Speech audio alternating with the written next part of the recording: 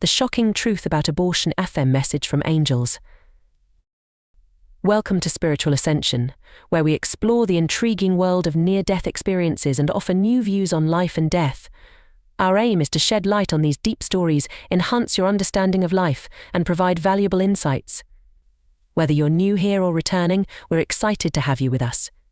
If you enjoy our content, please subscribe to our channel and like our videos to help us reach more people. Now, sit back, relax, and prepare to explore an incredible near-death experience. We hope you find it as fascinating as we do. Let's dive into the story. I'm Gina Fernandez. When I was 8 years old, I had a near-death experience due to drowning. I was underwater for about 22 minutes. Interestingly, the same angel was seen by 3 different people. One hot, sunny day, my father took me and my 2 brothers, ages 10 and 11, fishing in the Rio Guba in Porto Alegre, Brazil.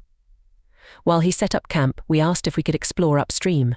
Although he initially said no, he eventually agreed after we pleaded, but he warned us not to go into the water. We walked near the river until we reached a bush partly in the water.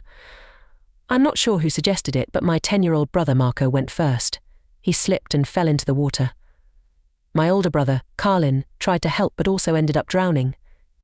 Even though we didn't know how to swim, I went after them.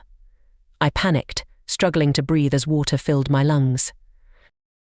I remember moving my arms and legs frantically, hitting things underwater and feeling pain. The river was flowing fast that day, and I couldn't move anymore. I drifted underwater and eventually hit the bottom. The water was brown, and I couldn't see anything. In my final moments, I cried out, "Please, God, help me." I remembered my mother taking me to church and knew that only God could help. Suddenly I heard a calming voice telling me to relax and that everything would be okay. I felt arms around me and realized it was a kind, gentle man. I was both overjoyed and confused as we floated in the air. I soon realized I wasn't dead, at least not yet. We were rising quickly. My pain was gone, and I could breathe again. My body felt transparent, but I could still sense myself. We moved slowly toward a light, which completely surrounded me.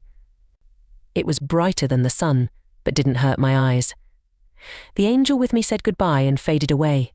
I floated there, wondering what was happening and feeling connected to everything in a way I can't fully describe. Then I noticed I wasn't alone. A man approached, and when he got close, I felt an immense sense of love and belonging. Words couldn't describe how I felt. It was like waking up from a nightmare and realizing it was all just a dream. I was relieved that I wasn't truly dead, but I was curious about where I was. This place seemed more real than the world I knew. An angel, as I called him, came to my right side and communicated with me directly in my mind. I heard him clearly through my thoughts and feelings. He said he was there to answer my questions, and I had many. First, he started to show me my life like a movie, but it was as if it was going backward. I thought, how bad can this be? I'm only 8 years old. The first thing I saw was something I had done wrong. I had used a key to scratch a car. I could feel the pain my actions had caused.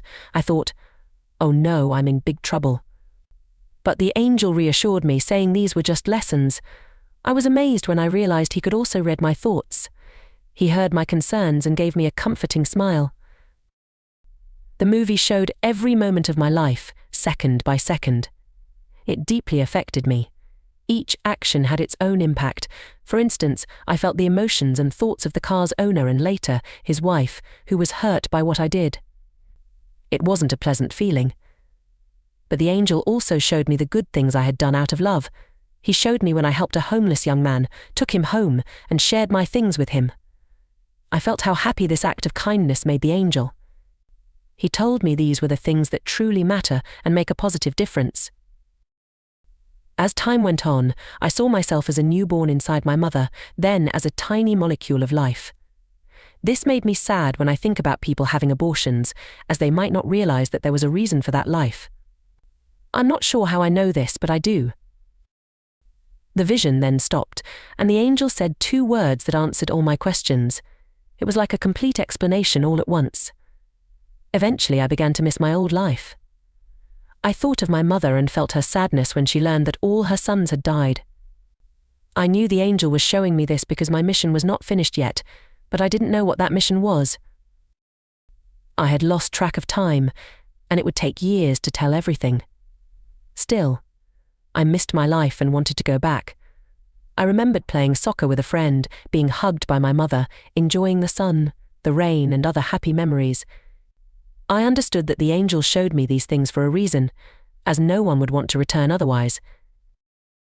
For the first time, I realized how beautiful and delicate Earth is.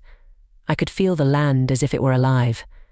Everything living, including trees, flowers, grass, animals, and people, was surrounded by a light.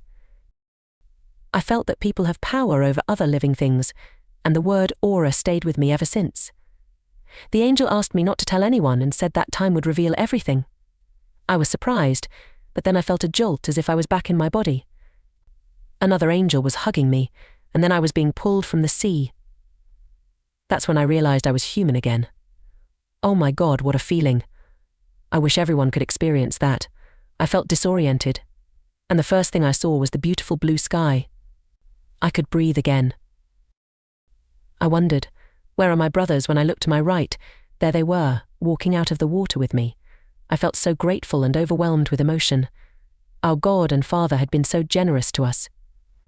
Then I saw people rushing toward us. Some were crying, others were happy and hugging us.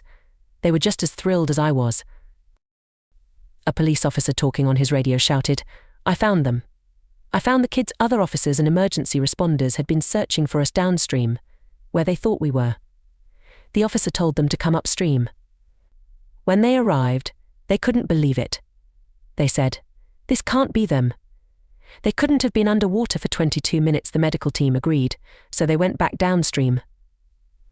I tried to explain what had happened, but I couldn't speak.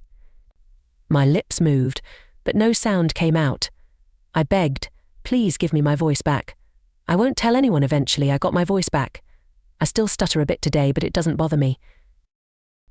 They might still be searching for us, for all I know. I'm not sure if it's better to be back here or to know we'll never die. Now I try to live with love and take things as they come. This can be hard because the world is so unpredictable. It's difficult to love others as I should because people don't always understand God's true nature.